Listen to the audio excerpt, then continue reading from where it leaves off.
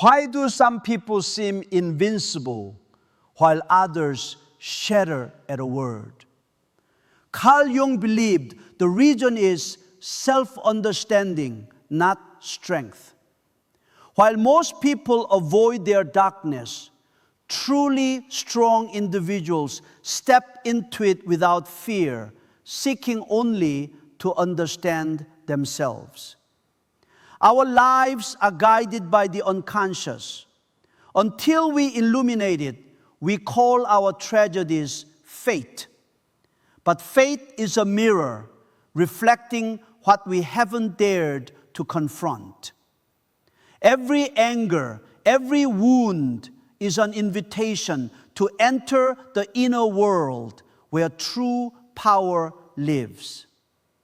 You don't need to appear cold. You need to become awakened, deep enough to understand yourself, calm enough not to be shaken. Your presence itself becomes a declaration. That is what we explore today. How to build a mind so strong it commands respect. When you understand inner strength's true origin, you realize no one can hurt you unless you grant them that power. You don't need to fight anyone. You only need to awaken. Part 1. Recognizing the shadow. There is a part of you that you always avoid. The part that makes you ashamed, angry, not good enough. You suppress it, don the mask of positivity. But paradoxically, this very part you flee from holds your true power. Jung called it the shadow. One does not become enlightened by imagining figures of light, but by making the darkness conscious. The shadow is not evil. It is everything you won't acknowledge about yourself. Envy, anger, fear, the need for control, the weakness you deny. Every time you say, "That's not me," you push another fragment into darkness. That shadow grows, devours your will, and controls you from within without you realizing it. Think of times you lost your temper over a remark, envied someone's success, felt irritated when others received attention. It's not their fault. It's your shadow projecting outward.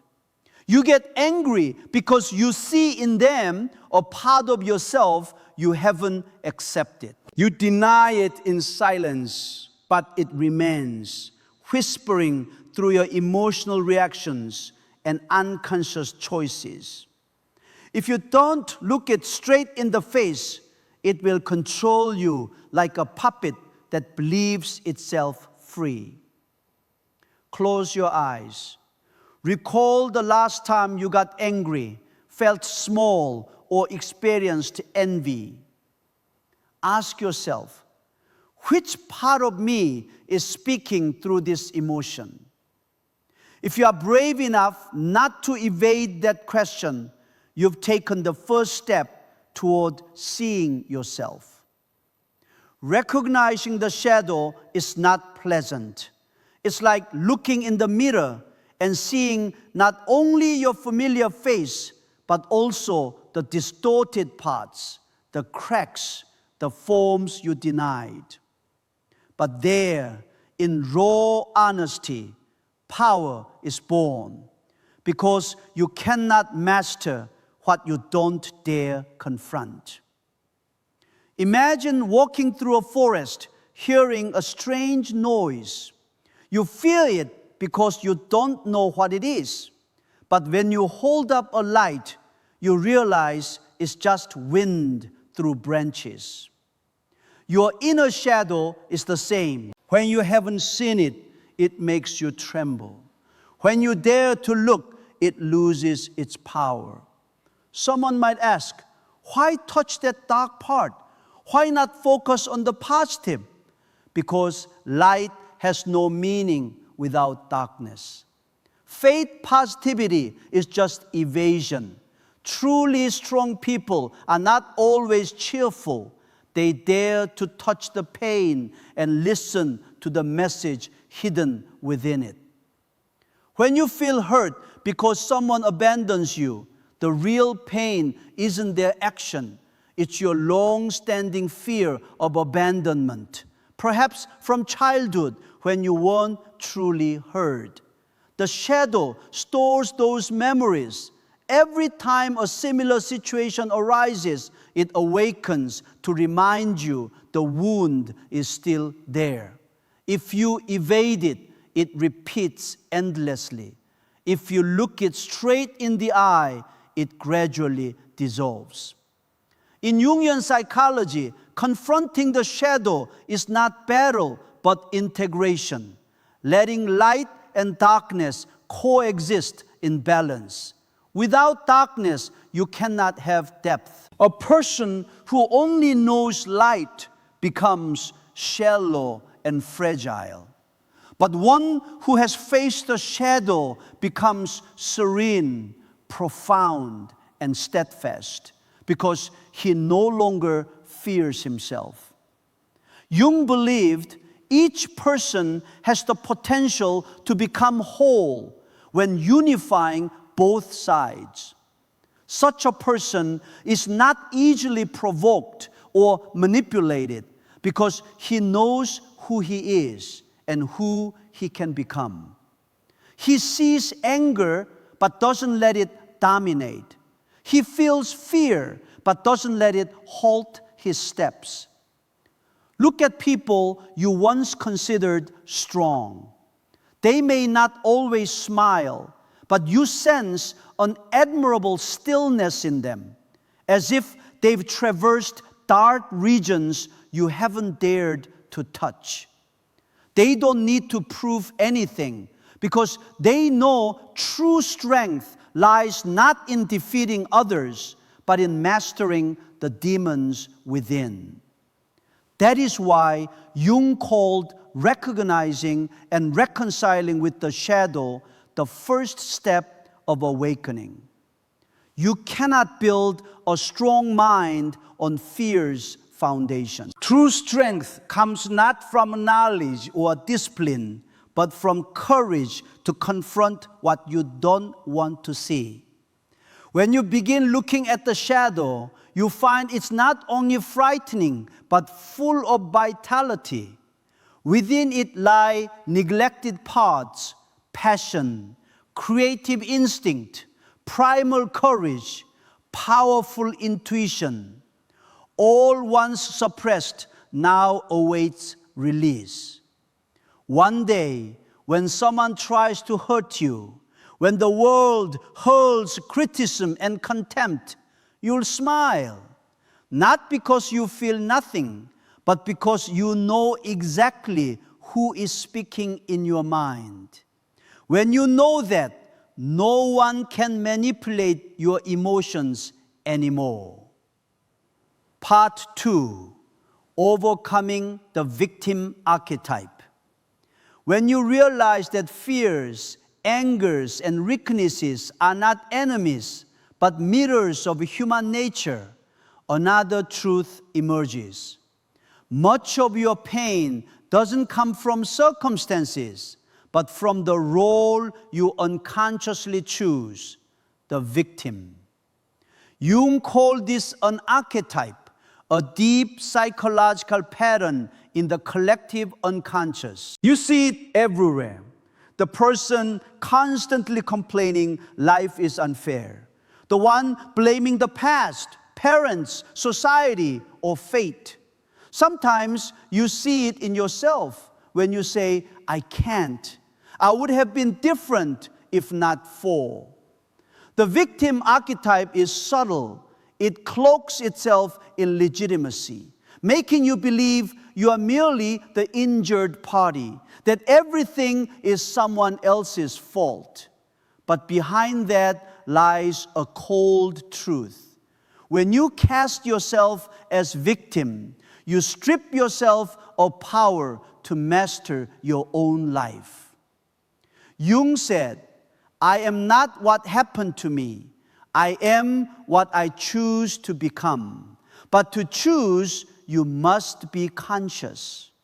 That consciousness comes only when you look at how the victim archetype manipulates you. No one is truly a victim forever. Only someone who hasn't realized they could stand up. Jung believed every archetype has two faces, light and dark. The victim archetype's light face helps us recognize pain, empathize, and awaken compassion. Its dark face turns us into dependence on our own suffering. We live through trauma, seeking attention, pity, or validation from others to fill inner voids. We confuse suffering with proof of existence. That's when the victim's shadow devours our true self. You see this in those betrayed, carrying the belief everyone will leave them. They build walls to protect themselves, but unwittingly imprison themselves in isolation. Or in those who failed once and never dare try again, believing life is not for them. They think they are defending themselves, but they are protecting their own cage, built not from steel, but from distorted beliefs about self. Jung called this identification with the archetype. When you no longer know where the self ends and the role begins. You are no longer experiencing pain. You become the pain itself. When that happens, you lose the ability to transform. The prerequisite for escaping the archetype's grip is becoming conscious of being gripped by it. Only when you recognize I am playing the victim can you rewrite the script. A friend of mine always complained that his superiors favored others. Every time someone received recognition, he'd grow frustrated. They never value my work. But one day, instead of complaining, he paused and asked himself, why am I not stepping forward? What can I do differently? He began proactively sharing ideas, seeking mentorship, taking ownership.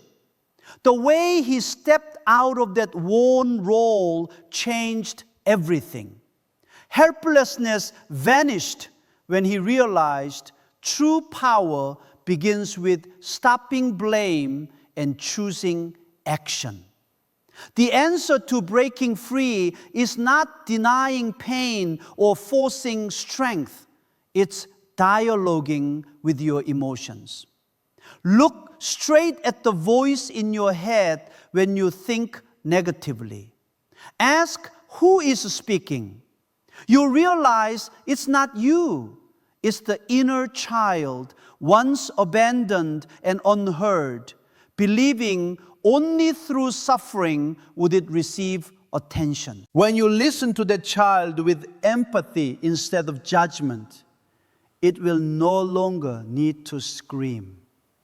The victim archetype dissolves, making way for the Creator's energy.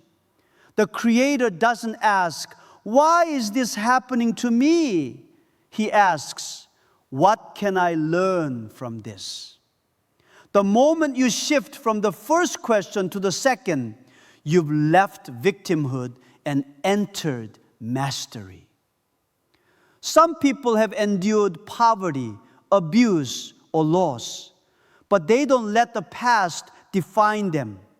They transform it into motivation to help others, to write new stories. They don't deny pain.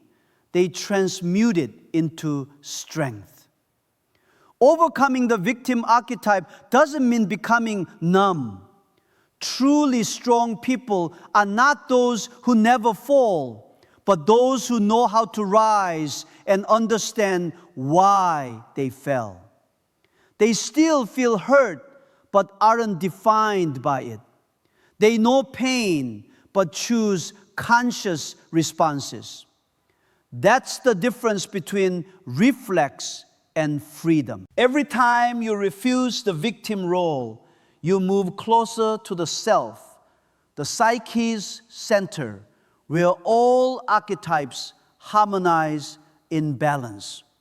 There, you are no longer shaped by circumstances. You shape them. You no longer seek a savior because you understand you are the one who saves himself. Imagine from tomorrow replacing I can't with I choose not to do this right now. The second statement holds power because it acknowledges your right to choose. And that right to choose is the first step of inner freedom. All freedom begins here. I am no longer a victim.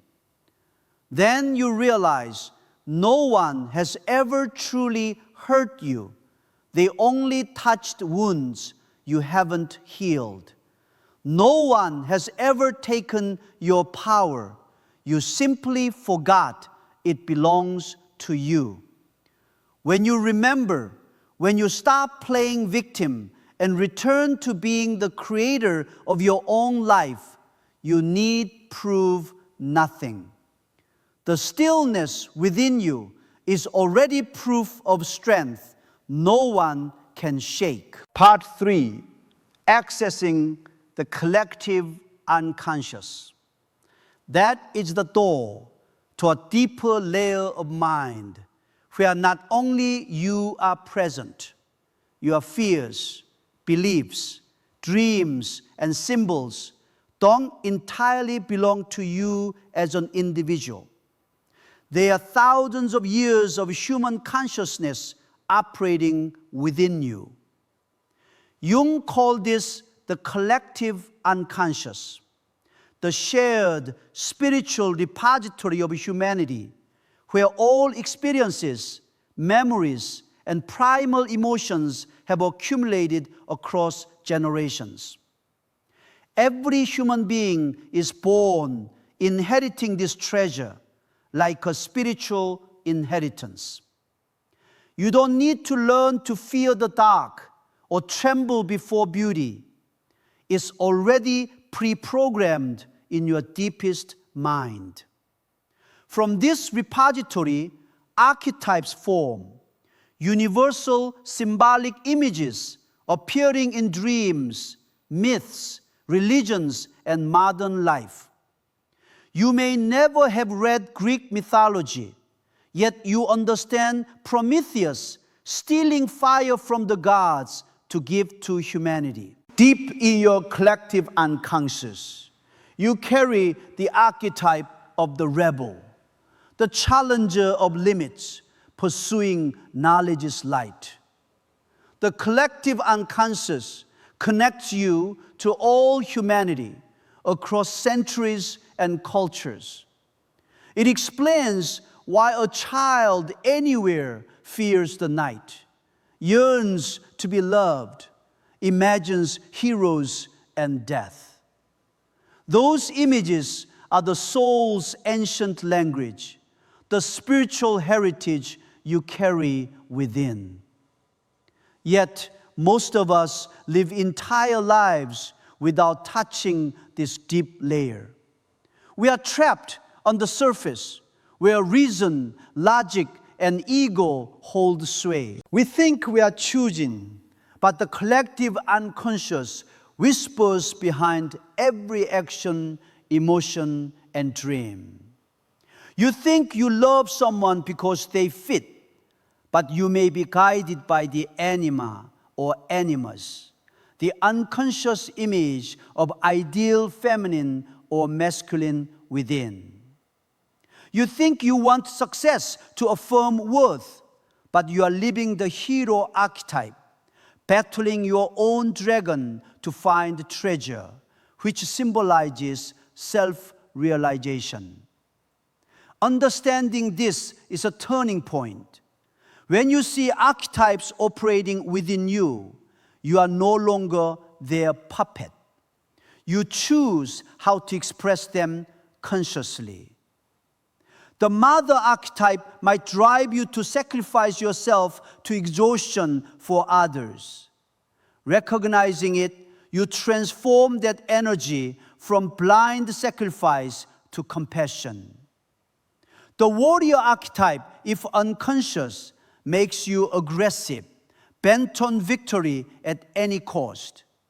Mastered, it becomes strength to protect boundaries, stand for what's right without hatred. Within each person exist dozens of archetypes: teacher, healer, betrayer, wanderer, king, warrior, creator.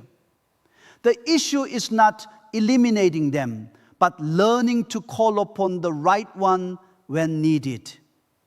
Like a skilled director, you don't let a single actor dominate. You know when the warrior should appear, when the healer must speak, when the wise one should lead. A strong mind doesn't try to control everything. It knows how to work with the unconscious rather than be controlled by it. When you feel lost, unsure of who you are or what you live for, that's not failure, but a call from the collective unconscious. Like mythic heroes, you are entering the dark night of the soul, where you must leave the ego's safe confines to find your true self. At that deep level, you will encounter strange symbols in dreams: a forest, an old house, a guide, a snake, a stream. Don't dismiss them. Jung believed every dream symbol is a message from the unconscious, a map guiding your awakening. When you listen to that symbolic language through dreams, intuition, and synchronicities, you unlock the inner treasure. You no longer live solely by reason, but by the collective soul's ancient wisdom. You realize you are not alone. Every story you are living has been told for thousands of years. When you achieve this amid the world's clamor, you touch a power logic cannot explain, an intelligence beyond the individual. Jung called it inner guidance. When connected to this deep layer, your decisions no longer stem from fear or ambition, but from profound knowing, as if your soul already knew the way. Imagine you're a drop of water in the ocean. See yourself only as a small drop. You feel weak, isolated, afraid, but realizing you belong to the ocean, that the current within you is the vast sea's current, you fear no more. That's touching the collective unconscious, union with humanity's spiritual source. Your mind becomes as steadfast as a mountain. No one can shake you because you are no longer just you. You're the crystallization of thousands of years of wisdom, the collective unconscious made conscious. Part 4, the journey of individuation. Here you enter the deepest, most sacred stage of the spiritual journey, Jung called individuation. If accessing the collective unconscious connects you to shared wisdom, individuation is where all those parts merge into one. Individuation is not becoming the best version of yourself, as modern culture preaches. It's returning to who you truly are, whole, unified, authentic. Jung believed every person is born with a soul map, a unique path no one else can walk. But most of us spend lives pleasing others, fitting societal molds, becoming what the world expects. We build the ego as a survival mask, gradually losing the deep core of the self. Jung said, the self is not a grander ego, but the true center of the entire person, where light and shadow, conscious and unconscious, individual and collective harmonize into a unified whole. When you touch that state, you no longer need to play any role. You become your soul itself. But that journey is not easy. To ascend, you must let go. Let go of roles that once saved you from hurt, but now imprison you. Let go of illusions about who you must become. Individuation is not accumulation, but divestment. Step by step, you peel away layers that aren't yours until only the original, pure, most authentic essence remains. One on the path of individuation often goes through crisis phases. At such times, you realize that success, fame, or self-image you once pursued no longer suffices to define life's meaning. You begin seeking something deeper, wholeness. That's precisely where individuation begins. Look back at your life. How many times have you done something just because you should, must, or everyone does? How many times have you felt you are living without truly living, merely acting in a pre-written script? Jung believed those moments of restlessness are not failures, but the soul's call. The soul doesn't shout, it whispers, "This is not me." When you are brave enough to listen, you begin returning to your true path. On that journey, you rediscover neglected parts of yourself. Perhaps creativity is stifled by fear of failure. Perhaps passion was extinguished by practical life's pressures, or deep intuition denied by reason. Each time you dare to listen and call them back, you gradually integrate yourself. The miracle, the more original you become, the more deeply connected you feel to the world. Jung observed that every culture tells this story. The hero's departure from home, confrontation with monsters, and return with treasure. But Jung emphasized the treasure is not outside, it's within the hero. The monster you must face is not a real enemy, but fear, doubt, and old patterns in your own mind. When you conquer them, the reward is not glory, but awakening.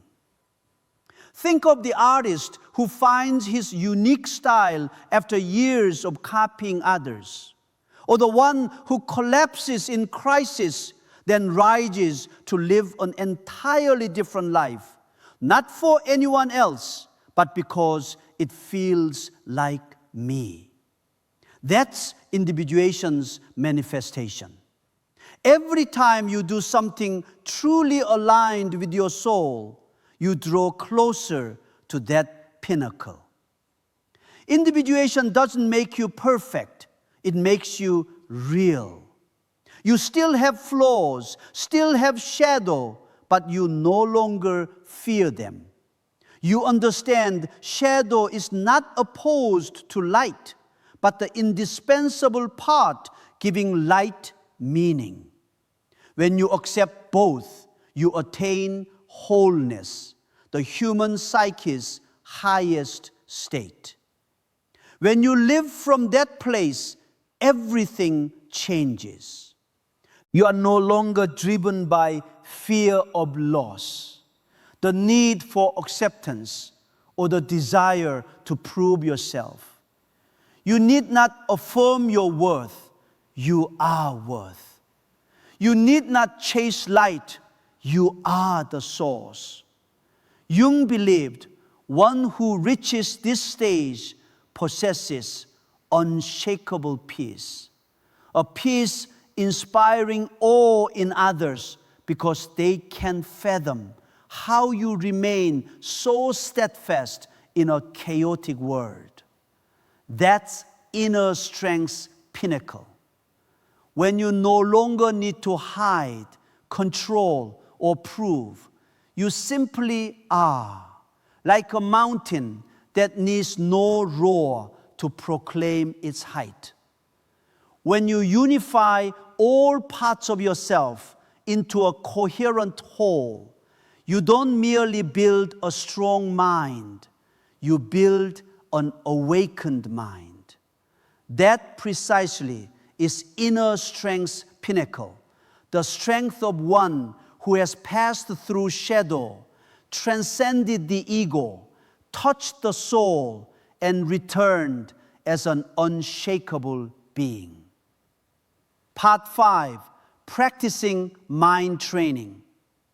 Jung said, no tree can grow to heaven unless its roots reach down to hell. Training the mind is letting your roots sink deep into reality where there is pain, friction, and limitation, so your trunk and branches reach awareness's heights. There are no shortcuts, no magic secrets, only persistent, steadfast practice and daily wakefulness. The first step is observing yourself without judgment. When negative emotions arise, anger, fear, envy, our natural reflex is to resist or flee. But Jung would say, do not try to banish the shadow. Look into it.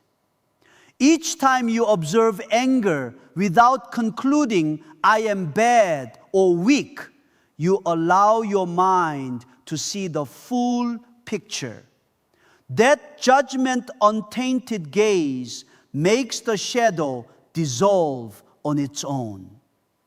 A simple yet profound practice is conscious journaling.